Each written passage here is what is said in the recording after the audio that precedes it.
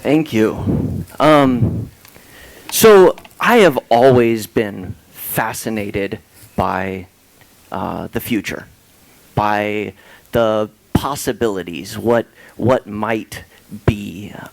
Even as a little kid, I remember that I was constantly imagining what the future might be like in 10, 20, 30 years. What kinds of things would we have? Would we have those flying cars that we had all hoped for, or the computers on our wrist, or what were the technologies that I was going to get to enjoy throughout my life? Because my life was going to exist in that future. That's part of why it was so exciting and a thing that I thought about so often.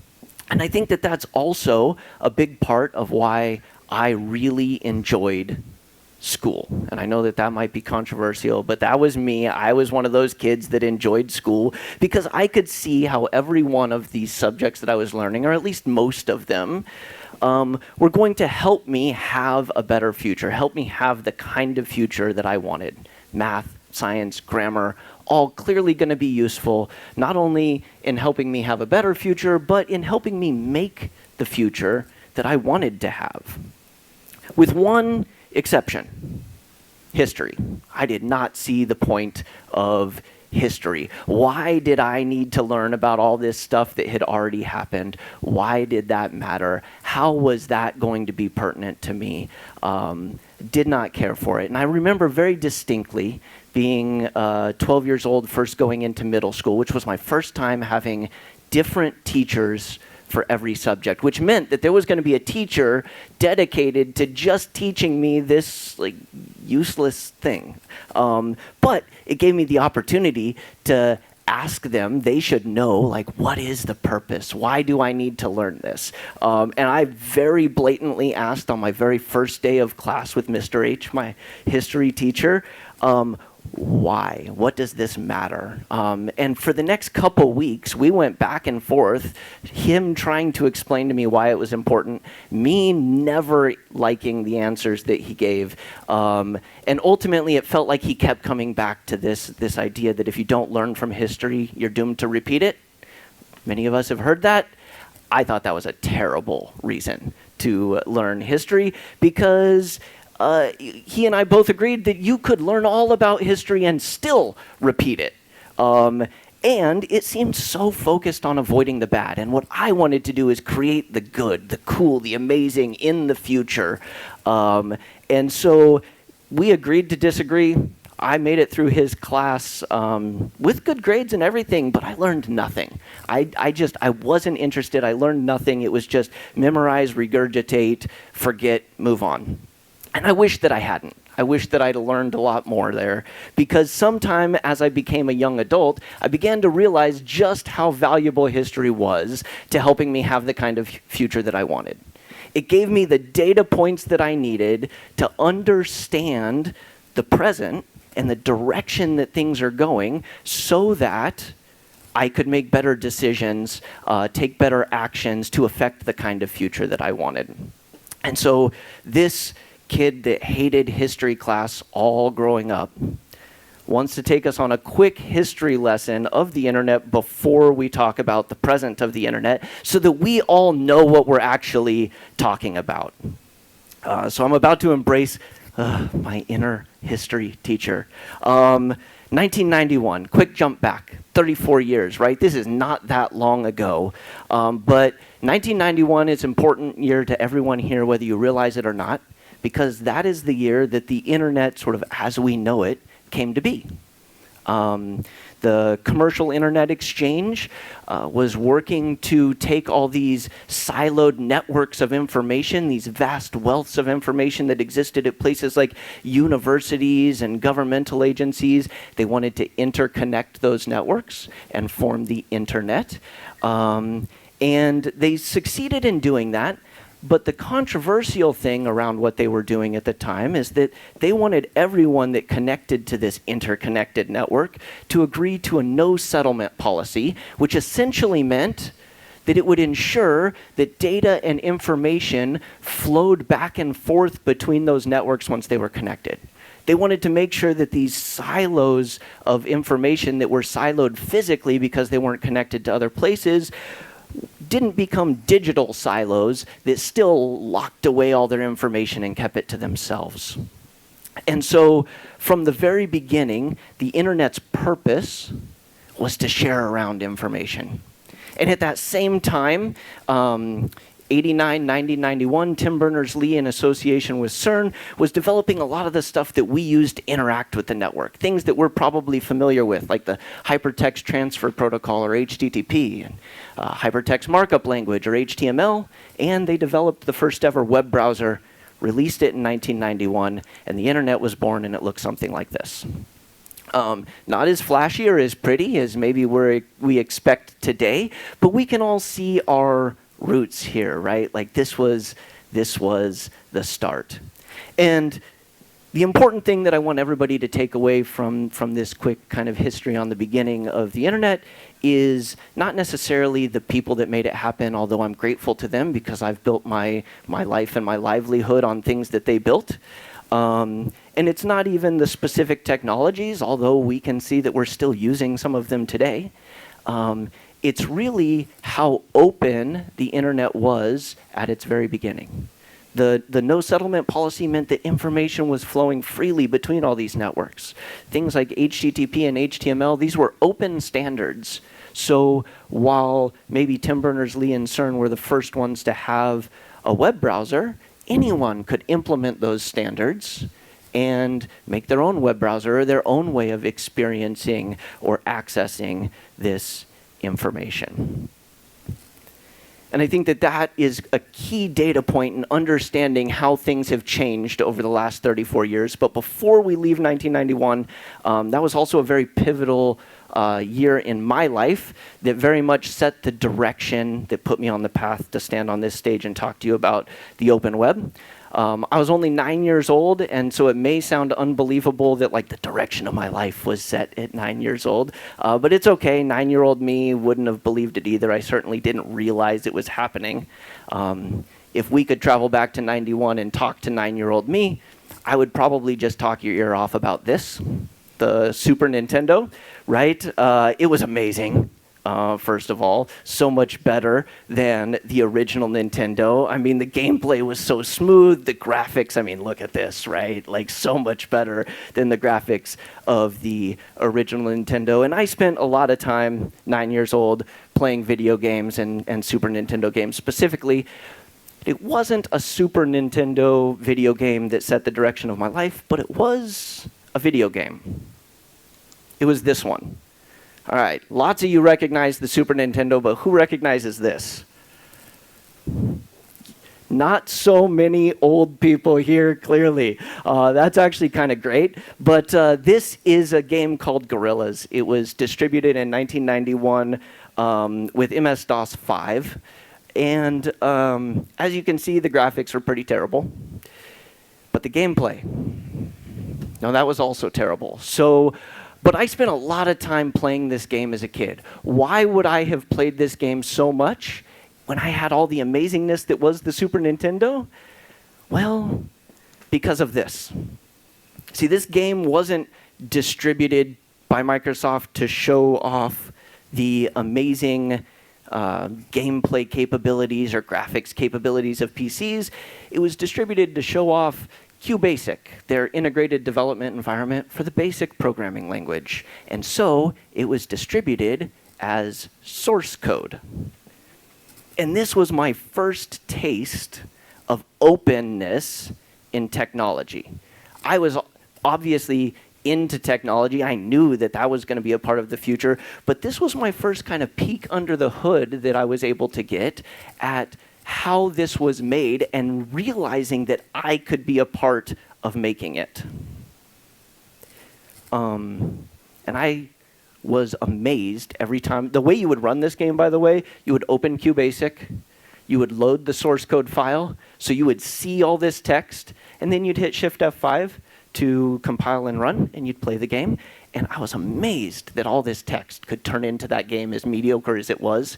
And I would scroll down through that text, and soon that amazement turned into curiosity. What would happen, and could I make changes? Could I make it better?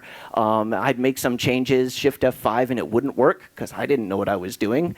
But slowly, I learned from it, and I was able to make minor changes and then bigger changes. And eventually, I actually had several versions of this game that I had built that were kind of pretty significantly different from the original that my friends and I would play. And that was neat to me. I loved that, and that is what set me down the path of becoming a developer, of getting into technology myself. And the important part of this story, though, is not, I could not have written this game by myself at age 9. I wasn't like some amazing genius, and I didn't know the coding language, and it wasn't easy to learn them at that time, by the way. In 1991, you couldn't just Google how to develop in BASIC because Google didn't come out till 98, and you couldn't watch YouTube videos to learn it because that didn't come out till 2004, right? The way that I was able to learn this was by taking something that someone else had done, these Microsoft engineers that wrote this game, and put it out there in the open where I could see it, so I could learn from it and build on top of it. And that basic concept is really how we as people kind of move forward, make progress, get further than anybody before us has ever gotten. And that concept clearly isn't just mine. It dates back to at least the 12th century. I did say that I like history now, right?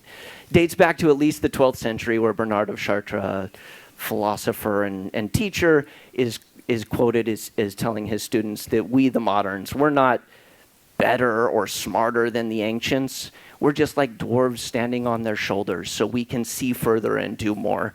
And if you've heard that saying but have no idea who this is, it's probably because a very famous scientist said it again 500 years later in a letter. Isaac Newton said, "If I've seen further, it's by standing on the shoulders of giants." And I promise this ties into the internet in a very direct way. We look back at Isaac Newton, we maybe think of him more like a giant. He gave us some really amazing things, Newtonian physics that let us know how planets move, and calculus that helps us make sure that skyscrapers stay standing and jet engines fly, right? Like modern stuff that he did many, many years ago. But what he said is, I was not a giant. I was just able to stand on those that came before me. I was able to learn from them. And every time throughout history that we've gotten better at sharing information, we've made leaps forward in progress, because the better we are at sharing information, the more of that we can absorb from the people that came before us, and therefore the better our starting place is to build from. When we first got written language, leap forward. When we started writing on paper and we're able to bring all that into libraries to go to and learn from, leap forward. The printing press, so we were able to distribute all that written work, leaps forward. And that was the time that Isaac Newton was born into, but we've done better since then. We've digitized all that information so it's easier to find. We put it into computers and shrunk those down from rooms until they could fit on our desk, until they could fit in our pockets. And we developed the internet, which lets us distribute all that digital information, much like the printing press let us distribute the printed information, except even further and faster around the world in the blink of an eye. You can learn something here today that somebody figured out in Canada 2 hours ago. It is available here now. And that's mind-boggling, right? The information is the single most the internet is the single most effective information sharing tool of all time. And sharing information is how we make progress forward as people. It is accomplishing the task that the commercial internet exchange set out to accomplish. And that's important. I know that lots of us see the internet as a fun place, and lots of us see the internet as a place that supports our livelihoods. And I think having fun is important. I certainly think that our livelihoods are important. But there's an even bigger purpose that the internet is serving, and that's helping us make progress forward. And so now we understand where we started. We understand the importance of the internet, hopefully. Where are we now? Well, good news for all of us here, the internet is growing significantly. This is not a graph, by the way, of the size of the internet. This is not like number of web pages or domains. This is global reach of the internet, percentage of the global population that has access to this amazing tool. And as you can see, back in 2015, just 10 years ago, roughly 40% of the population. Just 2 years ago in 2023, 67%.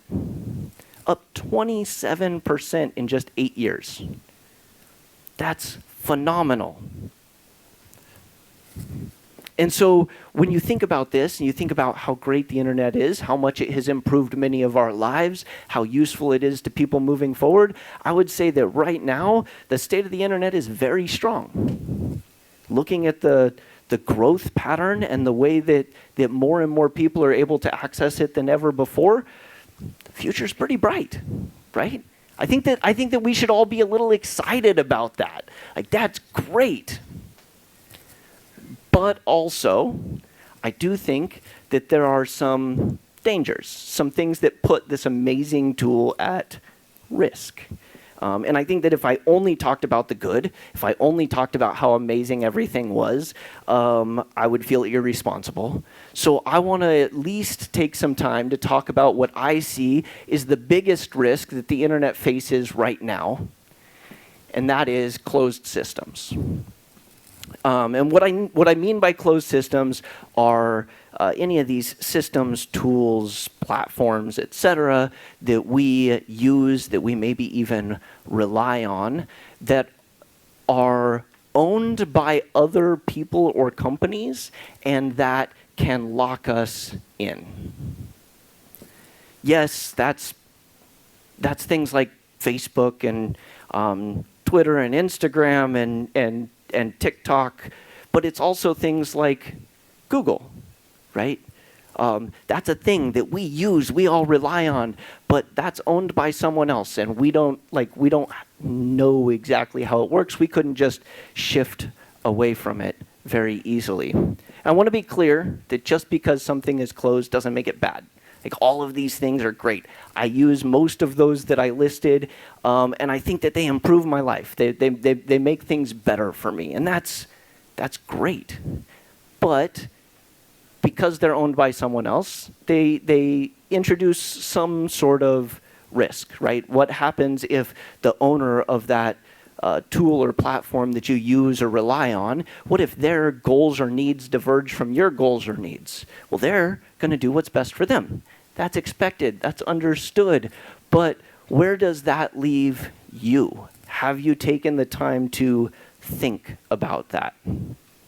And I think that for many of us, we sort of recognize that risk, right? We're here every day. We're working on it. We sort of recognize that risk, but I think it's real easy for us to play up the benefits of all these closed platforms and play down the risks a little bit because we're so close to it, right? We're in it all day, every day. We feel like we understand it, and we've kind of normalized to it a little bit.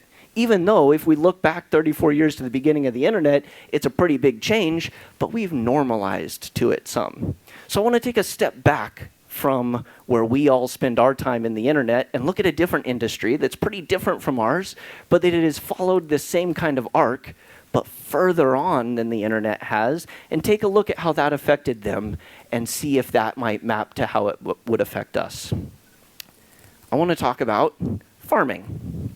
And specifically the tractors on these farms, and how over time some closed platforms got introduced into tractors that run farms, and how that has caused farmers to actually need to hack their tractors in order to protect their livelihood. And I am not going to go into the entire history of farming, although it is fascinating. But I think that all that matters to us is that, like, a long time ago, we were pretty terrible at farming, and we got better at it over time, and we developed better tools over time. And, sometime in the Industrial Revolution, we got tractors, and that was great.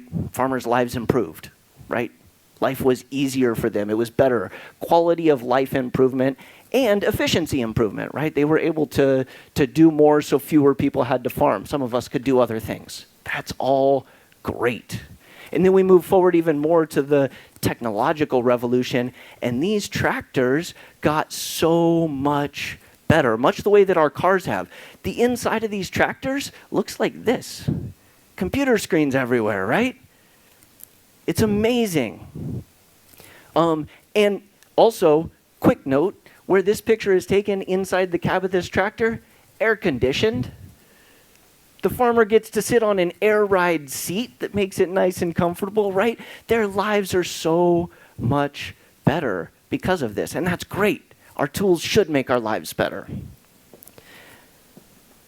Now imagine that we're one of these farmers that gets this tractor. We're super excited, especially because our farm is growing. We want to be able to do more, and the only way to really manage a modern farm is with some of this modern technology. So we get one of these, we get in it, we tap one of these screens, it comes to life for the first time. We see a bunch of mumbo jumbo. We agree to a bunch of terms and conditions, the same kind of thing that we do when we get a new phone, right? Blah, blah, blah, blah, blah. To the phone, to the exciting part. We see the control panel. It's got a nice green start button. We tap that and the tractor rumbles to life. And that's so exciting. We drive it out to our field and we pull up maps on one of these screens, and we tap around like the corners of our field, and it locks in GPS coordinates for where your field is, so now it knows. The tractor's smart. It now knows where your field is. And you tell it, I need to level my field. I'm going to be planting soon. I need to level my field. Go. And it just starts doing it. You are riding in the tractor rather than driving the tractor in air conditioning on an air ride seat as it maneuvers its way around your field, automatically adjusting the height and pitch of the blade to level your field for you. That is a way better quality of life than farmers had at one time, right? That's amazing. Of course we're excited about these amazing tools that are making our lives better. And it's not just that it was more comfortable or faster, and the field is more level than it ever was. And that's not just like bragging rights, my field's more level than yours, that's more profit. Because with a perfectly level field, when you irrigate it, when you flood it with water, every plant gets the same amount of water. You don't have some that got underwatered and some that got overwatered. And so you can control the right amount of water for all your plants to get the optimal yield. You are more profitable now. That's great. And that's the kind of time that we are on the internet right now, where we have all these closed tools, these things that we've clicked through those terms and conditions that are owned by someone else, but they're making our lives better. And that's great. But that's not where the arc ends for these farmers and these tractors. At some point, a tractor breaks down. Well, according to those terms and conditions, you have to take it to an authorized service center. You used to be able to just fix it yourself, but now you have to take it to an authorized service center. So you do. And boy, the price is a lot higher to get it fixed there. But it makes your life better. You make more money with it. Okay, you'll pay the higher price. It doesn't feel good, but you do it. And then eventually, a tractor breaks down at a really inopportune time. You are just getting ready to harvest, and your tractor won't work. So you take it to authorized service center, and not only does the price hit you kind of hard, but they say that they can fix it in 2 weeks. And you say, 2 weeks? No, it's harvest time now. If I wait 2 weeks, my crop dies and I go bankrupt. That doesn't work for me. But there's no alternative. There's no other authorized service center. So, of course, you're not just going to go bankrupt easy, you're going to break the rules. You're going to go fix the tractor yourself. So you take the tractor back home and, let's imagine it's something super simple. A tire pressure sensor. It thinks your tire's flat and it's not. No big deal. You have those on other tractors. You're going to take it off one. Or your buddy down the street, they have one on one of their tractors. You're going to take it off and put it on yours. And you do, because you're capable. You're going to figure it out yourself. And then you put this working part on your tractor and you go to harvest. You get in, you tap the screen, and it comes up with a big red error that says, hey, the serial number on this part doesn't match the one that I'm programmed with. You're not allowed to use this. Take it to an authorized service center. That's not going to work for you. So you realize you need to trick it into accepting this new part. What a hassle, right? So you figure out how to connect to the system, but you don't know how to break in. So you and your consortium of farmers hire a group of hackers.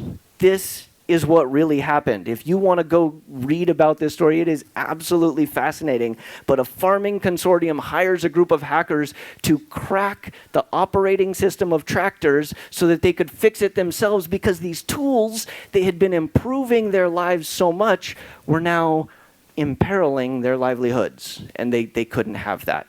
And there was a time where farmers were distributing cracked versions of tractor operating systems so that they could continue to make money and not go broke. And that's because they did not have viable alternatives that they could use instead of these closed platforms. The older tractors that didn't have these terms and conditions could not run a modern farm. They were stuck. We're not there on the internet right now. And that's great. All of these things that we're using, these Facebooks, Twitters, Instagrams, etc., there are open alternatives that we could turn to if we want to. If it actually put our business and our livelihood at risk, if we were at risk of going bankrupt, we could change. But there was no WordPress tractor that was open source that they could turn to, so they were stuck. And we don't want to get to that part of the arc in our story, right? So now we've looked at the start of the internet, we've looked at why it's important, and we've looked at another industry that went along this arc. Now let's start talking about where we are and what's immediately ahead. What do we know about the future of the internet? We can't for sure know anything about the future, but with all the information that we've just talked about, we can get a pretty good understanding of where we're going. First, the internet's growing. We looked at that graph, right? It's growing in reach, and it's going to continue to grow. We're seeing that growth just accelerate, and that's fantastic, because the internet is an amazing tool that has benefited my life so much, and I hope that more and more people get to benefit from it as well. It is changing. I mean, we saw the screenshot of the internet in '91. Doesn't look like that anymore. But at its core, it is still very much the same. It is still an amazing information sharing tool that we also use for a whole lot of other really fun and interesting things. And in that way, it has continued to be a very stable and growing backbone for all kinds of technologies, right? So many apps that we don't necessarily think, like they're not web browsers, they're just apps that are using the internet in the background. And we're all in tech, so we recognize this a lot more at this conference than people maybe do at others. All the social media platforms, those are all using the internet in the background, but so are maps and our weather app, right? All of these things are using the internet in the background. Heck, my washing machine at home, I just got a new washer, it uses the internet. And I'm not even 100% sure why, but it does, right? It's in everything. And because of that, our lives have become very intertwined with the internet. I don't necessarily think that's bad, because it has improved things for so many of us. I think that my life is better because of it, and I think that many of yours are too. But will it be less open? I mean, if we look at where we started 34 years ago and where we are, the trend line says yes, it will be less open. More and more people will only experience the internet through these closed systems and these closed platforms. More and more people will find themselves locked into things that are maybe not the best for them, but they have no alternative, no way to move to something else. But I put the question marks by this one because I think that we can help prevent some of that. Because the internet itself is not the future. Like, we have that right now. I think that the reason that I wanted to make sure to point this out is because all of us here, we're making and creating the internet. You all are helping make this thing. And so it's up to us where it goes from here. It's up to us whether we keep these alternatives around, these viable alternatives, so that we aren't locked into something that we don't want to be. Because the internet definitely sets us up for a better future, right? Imagine the possibilities as it continues to grow and reach. More and more people are able to access it, and so all of us are able to share information in an even broader, bigger way, collaborate with more and more people than we ever had before, learn from more and more people, but also market to more and more people, learn how to create our, more business opportunities for more and more people. This is an amazing potential future. If those of us here that are helping to build and create this thing ensure that it stays that way, right? That's on us. And I want to see this not only stay around for us so that we can all benefit from it, but for future generations too. So what can we do? Quick few suggestions here at the end before I take some questions. First and foremost, we can be aware of what's going on, right? I think that that's why I want to do talks like this and make sure that we're all thinking about this. I hope that you all spend some time thinking about it more than just listening to me up on this stage, but taking some time to think about, hey, what am I using? What are my risks? Do I have a way to move to something else? Or am I finding myself stuck like one of these farmers and that could be bad for me in the future? Can I start getting into a better, healthier place now? Spread the word. Everyone here is not just building the internet. You all are the internet expert to someone. Every one of you has people that look at you and say, that's my internet expert. They know all about it. Which means that this group can not only help make sure that what you're doing is good for the internet, but you can make sure that you're helping guide clients, friends, family into things that don't lock them in or risk their future as well. And to do that, we use open platforms. Obviously, I'm at a WordPress conference, so I'm speaking to the choir a little bit here because you all use WordPress. And I think that WordPress is an extremely amazing, viable alternative to many of the closed source platforms on the web. That is the thing that has kept me contributing to this project for more than 18 years now, because I think that that's important, that's exciting. And some of us can contribute to the project. Some of us are just using it to ensure that the companies we're building websites for are not locked in anywhere, that they can continue to own and run their systems the way that they want to. And all of that is amazing. All of that helps keep WordPress and other open source solutions as a counterbalance to those closed things, because closed isn't bad.